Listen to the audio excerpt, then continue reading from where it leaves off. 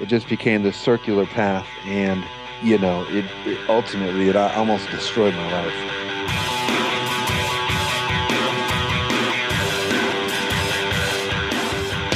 Hey podcast listener, you're about to discover insider tips, tricks, and secrets to making more sales and converting more prospects into customers with email marketing. For more information about the Email Marketing Podcast or the Autoresponder Guide, go to dropdeadcopy.com/podcast. Hey, it's John McIntyre here, the Autoresponder Guide. It's time for episode 78 of the Method Email Marketing Podcast, where you'll discover one simple thing: how to make money every time you send an email to your list. Now, today I'll be talking to Jesse Moskel. Jesse is a fascinating guy. He emailed me one day with a bit of an epic story. I just sent an email to my list. What was it called? Do you like green smoothies? And then I told a story about how I was drinking my green smoothie, and I'm actually drinking it right now. It's got eggs and spinach and some green powder and blueberries. It's great. Anyway, the email was about that, and he replied. He goes, that was a cool story, but I think I've got a better one. And then he proceeded to tell me how he'd been on sort of an interesting journey. He ended up in Korea and then ended up in Thailand and went through some incredible stuff. I don't know what to say, how much I can say without giving away the story. So you're going to have to just listen to the episode. Anyway, it's an amazing story and sort of sounds like this sort of thing you'd hear in a movie. Okay, crazy adventure in a way. And all he was also learning. It led him to, say, direct response marketing. And now he's a copywriter. He's having a blast being sort of building an advertising agency. Okay, so his story blew me away, and you're going to hear it in just a minute. To get show notes for this episode of the Email Marketing Podcast, go to themcmethod.com/78. Now, this week's McMaster's Insight of the Week is something that I'm very fond of, this idea, and that is Kaizen, which, from what I understand, the idea of Kaizen comes from some Japanese companies. The idea is constant, never-ending improvement. What that means is every day you just show up and you improve something, and you do it the next day and the next day and the next day. And so what happens is, that's really how, small changes add up into incredible changes over time. But if you just set out to try and make a massive change, well, you're really going to probably fall flat on your face and get demotivated and frustrated, because no one makes a big change just like that, okay? You have to do it you don't necessarily have to do it incrementally, but that's typically how it works, okay? So, that's the idea, Kaizen. The idea is when you show up to your business in the morning, when you show up to write an email, just get a little bit better. Just get a little bit better. It doesn't matter where you are today, only that you improve a little bit every single day. Okay. Now that we've been talking about this in McMaster's, this is sort of something I've been suggesting to people who are trying to get better at email and marketing and traffic or whatever the case may be. And yeah. So anyway, that's McMaster's. To learn more about McMaster's, go to themcmethod.com/McMaster's. It's a VIP training community that I have. There's a forum in there. There's training material. There's also fill-in-the-blank templates. So it means you can sign up and you can have an autoresponder up and running in an hour, because you just fill in the blanks with some templates and upload them.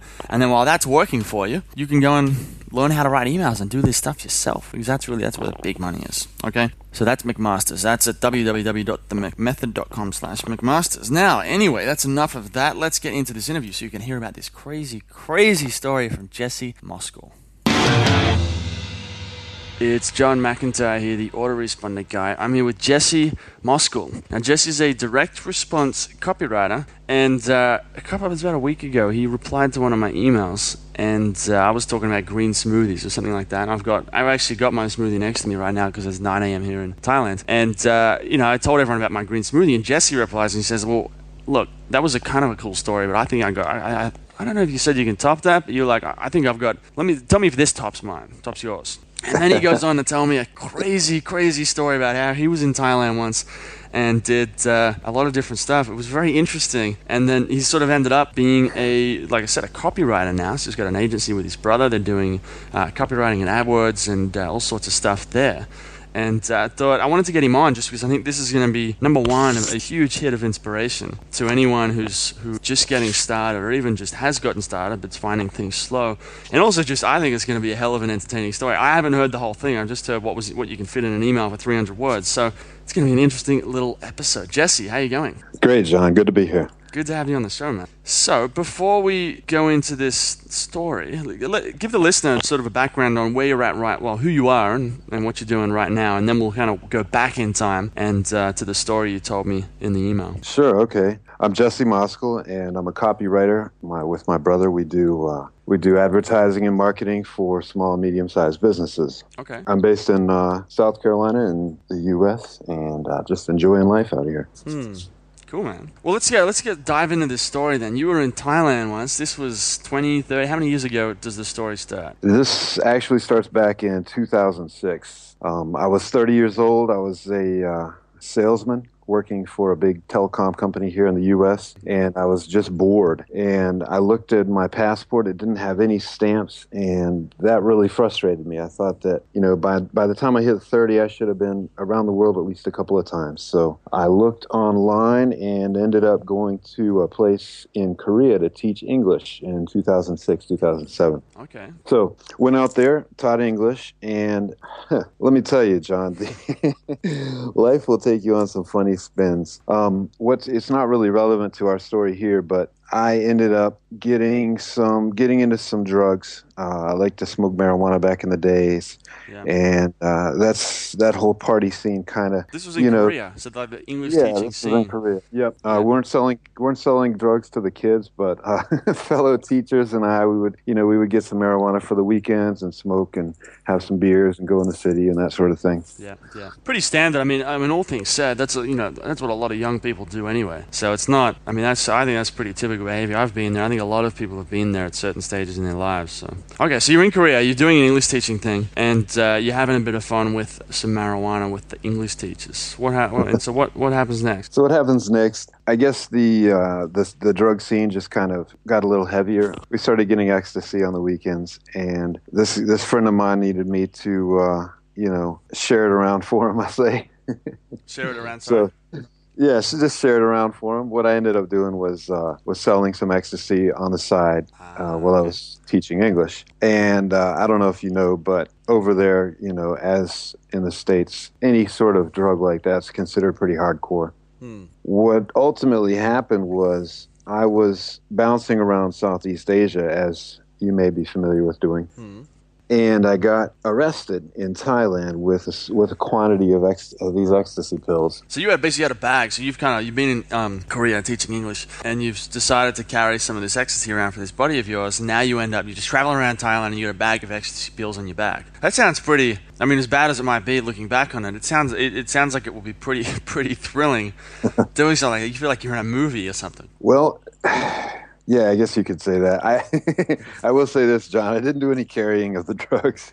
Okay. I had another guy carrying the drugs around, and I don't want to get into all that stuff, but basically what you're saying is right. Long story short, the Thai police caught wind of some drugs being moved around, and they got me and another guy, another American, in Thailand. We got arrested in Pattaya, actually. Yeah. So next thing I know, I'm in a small cell with about 40 or 45 other Thai people. There's no Americans, no English-speaking people, and it's a very hot situation. I'd never been in Thailand without air conditioning before. And, most people don't go to Thailand for the men, but that's what I was with. There was a lot of men. It was crowded. It was stinky. There was one toilet. Yeah. And after about 2 days, another Thai guy came in, and he spoke a little English. So he took this document. John, now, Thai language looks like cake frosting, right? When I first saw it, I thought it looked like the Indian script, but whoever, made it wanted to make it all, they were high at the time or something, and they were drawing little twirly, spotty things on every letter. But a cake frosting works too. Yeah, well... I can't remember where I read that. Anyways, I couldn't decipher it. I didn't know what it was, but this guy looked at it, read it. It was 2 or 3 pages. Then he looked up at me real slow and sadly shook his head and said, "You, my friend, will never go home from this prison." So what started out as kind of what I'll label slightly innocent drug dealing turned into a nightmare. A year later, I went to court, staying in prison this whole time. I ended up getting charged with 2 life sentences plus 4 years, which is a total of 104 years. Damn. So, it's one of these things where I kind of thought... So does that mean you're about 130 years old right now? No. That's the good part. I'll get to that. All right.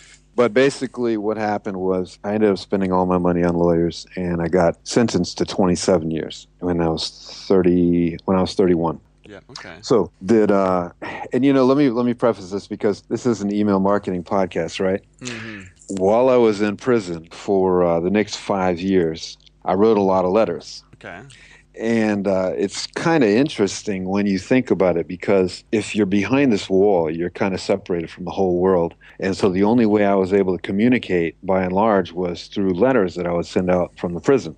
Yeah. And on these few occasions I had family members travel around the world to visit me, again, they would come to a window and I would have to yell through the window and through the bars and the chicken wire for 20 or 30 minutes, and that was it. Then they were gone again. Yeah. And so you learned this economy of words, and you learned that you need to say exactly what you want to happen in order to reap the desired effect. Yeah. So unbeknownst to me, I guess I was getting a bit of a copywriting education at this time. That's one way to develop your copywriting chops. Go to prison. Yeah, I highly don't recommend it. So I met this guy while I was there, and he had several millions of baht in his bank account. And I think I mentioned this story to you before, but it sounds better when I say several millions of baht. In reality, it's about 15,000 pounds or maybe 30,000 US, but he was a multimillionaire in prison, and the way he did this was with a sales letter. He was a Thai guy, or? No, he was That's right. Yeah, you mentioned Iranian this guy. man. Okay, because I was thinking in baht, I was thinking the Thai guy. Yeah, I think a million baht would be about $30,000. Yep. Just to give you an idea. So 100 grand would be 3 million. Right. So he had this sales letter, and he would send it out to various concerned groups like churches and charities, and they would donate to his cause. And he got rich behind bars with this simple sales letter that, really pulled on heartstrings. Yeah. So another element to my copywriting experience back there. Okay. So did you talk to him and he was like, well, you wanted to find out how he was making this money, and then you sort of, well, I got to learn how to do that same thing too. Indirectly. I mean, he wouldn't share the letter with anybody. Yeah. But he told us how he was doing it. Yeah. Okay.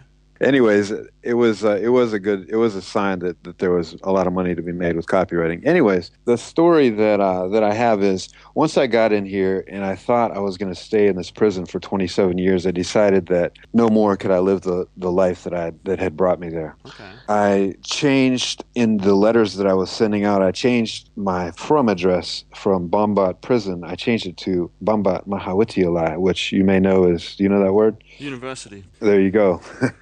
So the prison I was in was Bambat prison. It became Bambat University. And every day I got out of bed, I started studying the Thai language. And I started applying, every minute I could to educating myself and changing who I was. Basically, what got me to prison was kind of having this head trash, and going in a circle instead of making a path, Being involved, mixed up with drugs is, some people say it's fun, it's okay when you're young, but for some people, and, unfortunately I was one of those, it just became this circular path, and, it ultimately, it almost destroyed my life. Yeah. I think there's probably a lot of people like that. This is one of those things where, it's kind of like it's all fun and games until someone gets hurt. Like, it's most of the time it's going to be fine, and most people won't have any trouble with it. But the people that do, like, it's got a huge, huge downside. It's one of those things where the upside's not that big. And 99% of the time, the downside's not that big either. You'll be fine. But that 1% of the time when something goes wrong, there's an overdose or you get arrested and you go to prison, like, it's real, real bad. Yeah, indeed. And, this was, obviously this is a worst case scenario situation. I hope it, doesn't happen to anybody that's listening to the show. But basically, the message that I started living was, all right, this horrible thing is happening to me, but what are the small ways I can turn it to my advantage? And what are the small ways in which I can improve, even though I've already really screwed up and gone down this horrible path? How can I make it better? That's a cool little lesson there. I think if anyone's right now listening to this trying to get somewhere, that I think before you can move past a bad situation or a situation you don't like in life, you really got to get to the point where you appreciate it, as bad as it might be, for the lessons that it can give you. And that applies to, going and learning copywriting, because you might not be a writer. Some people might be like, well, I'm not a writer. It's like, pony up, figure out how is that a good thing. But this philosophy is also, this is a very inspirational podcast, man. So someone could be, this isn't just about, marketing. This is about life. Yeah, so the great part about this story is after I spent 5.5 years here, I got accepted to transfer back to the U.S. Fortunately, the U.S. doesn't look upon the drug situation quite as dramatically as drastically as Thailand does. So Mm. they brought me back to theoretically serve the rest of my 20-year sentence in America. And 2 months after I got back, they came and knocked on my cell door and said, "Hey, we got good news. We've recalculated your sentence, and we're going to give you time served." Nice. Okay. I don't. What does that mean? Well, basically, it means the time, the sentence was 27 years, and I'd been in there at that point about 5.5 years. But American prison, or sorry, the American court system was saying, basically, you've done enough time, and we're going to let you go home. How did it feel when that happened? Well, I just told you I'm a copywriter, but I'm probably at a loss for words on that one. So you went out. So you got back. Did you spend any time in a prison in America, or you just got back and they're like, "All right, we think you're done." Yeah, no, I had to stay for 2 months. That was it. Uh, 2 months, then you're out, free man. That's right. Yep. So I came back to America, stayed in the prison for 2 months. They let me walk out the front door in L.A. and went down and got on a Greyhound bus. John, I don't know if you know, this is the big brand Greyhound in America, and so I had to make a bus trip from the west coast of America all the way back to the east coast, and it took 4 days. And after the first day, I wanted to go back to prison. It's really, That's really bad. really why. What? So after how many days? 4 days. Well, you can imagine sitting on a bus with no shower and with people that can't afford to fly on planes. Yeah. It's not a pleasant ride. Okay, yeah, I can imagine. But you've been in, so it wasn't like an overwhelming sense of freedom, or it just felt like it'd be more comfortable to be back Oh in. no, it was wonderful. But the funny thing is, John, anybody that's been in a position where your movement is restricted, all you want is freedom from that thing. And once you get it, I wasn't ready for the surprise. I thought that all my problems would go away and everything would be magically healed. But that was actually the beginning of another journey that was, in a lot of ways more difficult. In Mm. prison, everything's sure. You're going to go downstairs, you're going to go back upstairs into the cell, and the next morning you're going to do the same thing, and nothing changes. But in real life, you've got to go out, you've got to make a living, you've got to, worry about certain things. And, it was a big challenge readapting to life outside. I can imagine, yeah. But how is it now? I mean, how long ago was this that you got out? You've been out for 5 years, or? I've been out for 13 months, Okay. and I got to tell you, it's if anybody can take anything from this, I want to say this because when I came out, I knew I wanted to share this story, and I knew that it would be inspiring to some people because, first of all, drugs are kind of a big deal, and we in America we like to fight the war on drugs, but the truth is we don't put drugs in prison. We put a we put people in prison, and those people are often, your little brother, your mother, your father, your cousin, or your friend down the street. Everybody knows somebody that's affected by this, by this problem. And I think what happens, whether it's drugs or any other, thing that sets you back, that you feel shame for, that's kind of the problem. Is because when I came home, I wanted to share this story, but I felt shame. I felt embarrassed about having been to prison, and I was worried. Maybe if some of my clients hear this, coming out, maybe they'll say, "Hey, we don't want a former drug addict and drug dealer, writing our copy." But it's all about realizing that things happen to us in life, and those things aren't us, but they do. They're just things that happen to us, and that's all they are. So when you can see it that way, you can really overcome and make these things a positive in your life. And I guess the tough thing with that is that you can get to that realization, but it doesn't mean clients are gonna, hear it and not be resistant to the idea of hiring you. Like some clients just aren't gonna, want to like it. I mean, one thing is like religion's one of these things. Like a lot of people don't talk about religion at least in my scene anyway, about what they believe because if you go one way or the other, it's like politics as well. It's these touchy issues. I guess prison's sort of like that as well. Like it's once you say it, it doesn't really matter in the grand scheme of things, especially as far as copy goes. But it's one of those things that triggers resistance in people.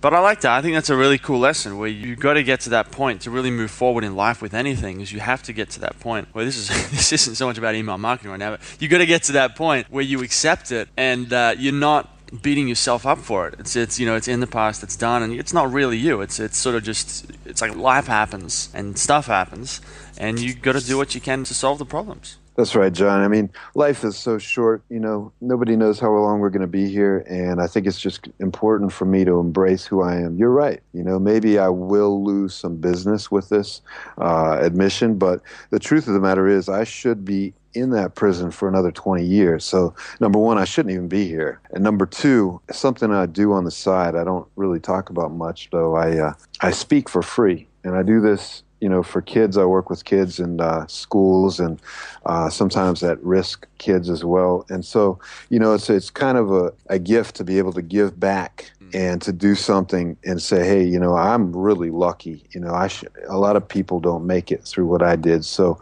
if I can turn anybody away from, a negative lifestyle, or I can inspire people who are going through a tough time to pull through and keep up the fight. That makes it all worthwhile for me. That's cool. I hope someone, if someone's listening to this, if they want, if this is helping them, or if they know someone who might be going through something like this, or just something tough in life, that they share this with them. Because I think this is badass, man. So just to recap on this, so you were in Korea, started taking marijuana with the English teachers, got involved with ecstasy, and then ended up getting caught up in I guess, drug trafficking somewhere in Thailand. So you go to prison, and you start calling it your university instead of prison.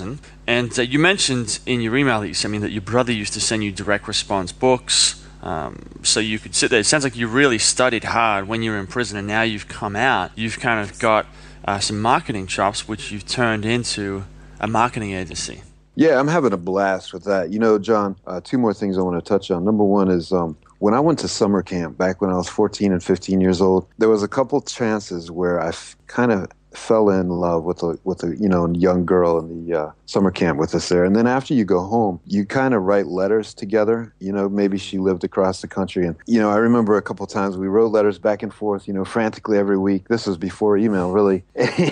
And as time goes on, the letters become less and less frequent, and eventually, you have to move on with your life. But I just feel like that copywriting and marketing is kind of in my DNA, because all this letter writing I'm talking about, how different is it really than what we do, what you and I both do in marketing every day? We're trying to romance companies either for ourselves or on behalf of our clients. And if you think about it, if you write a letter to a woman that you're in love with, at the end you're gonna put your most powerful language into persuading that person to be with you. And at the end, maybe you put a special PS that summarizes everything you want. You're going to draw a little heart, perhaps, color it in, maybe. If you're like me, the devil is in the details. I like to do that You're a little stuff. romantic, huh? Yeah, sure. But, it's how far removed is it from what we do writing copy? I'd say, man, I've told people before that marketing and copy and sales funnels and all that, it's just like dating. It's just like seduction. Go. And there's so many parallels. I've noticed, too, like once you start understanding body language and social dynamics and sort of that side of the human, just the human sphere, a lot of that carries over very easily into, it could be podcasting like this, or it could be writing an email to the list. There's so many parallels. Either that, it's not even parallels, it's just the same thing, really. It's just, it's about who are you trying to romance? You're trying to romance a girl or a company or a customer. So that's right. So what's the plans? Right. What's the future plans for Jesse Moskel? Are you coming back to Thailand to do they call us the digital nomads over here. Little laptop warrior, I think, sounds cooler, but it's a bit cheesy as well. But anyway, you go into coffee shops and you work and you travel and you do all that. That seems to be one direction that people want to go in with their internet business. But what's your plan? Are you going to stay in the US and build a big agency, or are you going to travel or get married or romance or what? All of the above. Yeah, man. After so many years of sitting still and doing nothing, I really want to do everything. I'm so excited to be alive right now.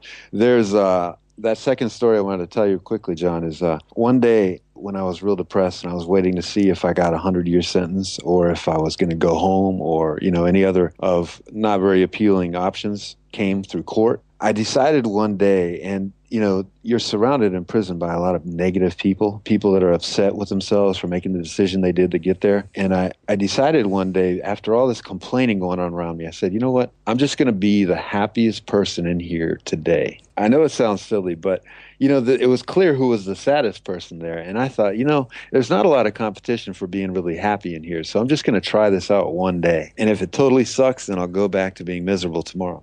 So I carried that position through me because obviously it worked the first day and the second day it worked and the smiles came easier and then the right people started getting magnetized to me and I really started having a lot of fun while I was there. I'm not supposed to admit that, but it really, it's not as bad as, everybody thinks it is by watching TV and movies and so forth, but it's all about attitude. And, that position I kind of molded to myself. And now that I'm out here, I'm still the happiest person. I really embrace life. I don't know what's going to happen. I'd love to get married. I'd love to build an advertising business. I'd like to consider myself a junior Ogilvy. And who knows, man? Life is just, one big party, and I'm glad I'm here. I've been through that, but, well, not the prison thing, but I bet that whole trying to be real happy is, I remember when I was back in the office and I had a job, I used to make a similar challenge where I'd go in, I'd try to be the happiest dude in the whole place. And I always wanted to be the guy who could go out and party with people. And I don't always do this, but suppose I didn't want to drink alcohol that night. To go out and have people and basically party harder and dance more and laugh more and be happier and crazier and wilder without drinking. And even sometimes it's funny when people ask you how you going. I usually say fantastic. And I've been asked before, I don't know if people are serious or not, but when you're a really happy guy and you cultivate that kind of attitude, people start to wonder. They make jokes like, "Are you on drugs? Like, what's wrong with you? Just calm down." And it's funny because it's like, why would you want to calm down? Why would you not want to be the happiest guy around? Absolutely. It's really people's default position to be complaining and moaning and complaining about, everything that's wrong in their life when really there's just, so much to be grateful for. Cool, man. And you mentioned this podcast in your email that it was helpful. Were you listening obviously it wasn't around when you were back in prison, but it's been helpful over the last year while you've been building your business?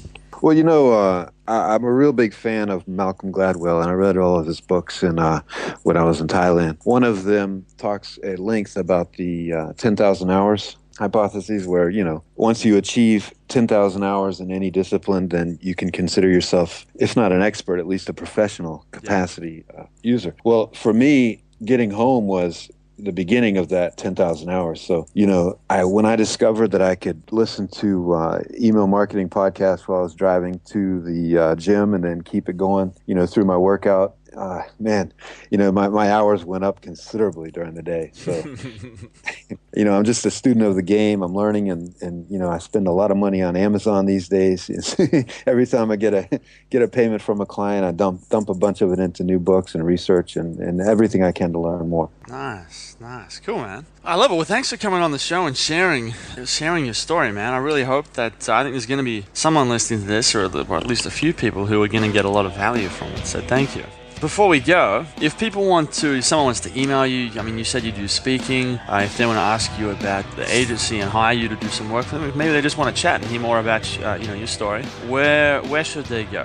Where do you want to point people? Thanks, John. The easiest place to find me is at moskel.com, Moskel.com. Cool. Great. Well, I'll have a link to moskel.com in the show notes at themcmethod.com so people can go there and get the link. And yeah, thanks again, man. John, it's been a pleasure. Hey everybody, thanks for listening. If you want to discover more insider tips, tricks, and secrets about driving sales with email marketing, sign up for daily email tips from the autoresponder guy. Go to dropdeadcopy.com/podcast. Sign up, confirm your email address, and I'll send you daily emails on how to improve your email marketing and make more sales via email. You'll find out why open rates don't matter and the 7-letter word that underlies all effective marketing and much more.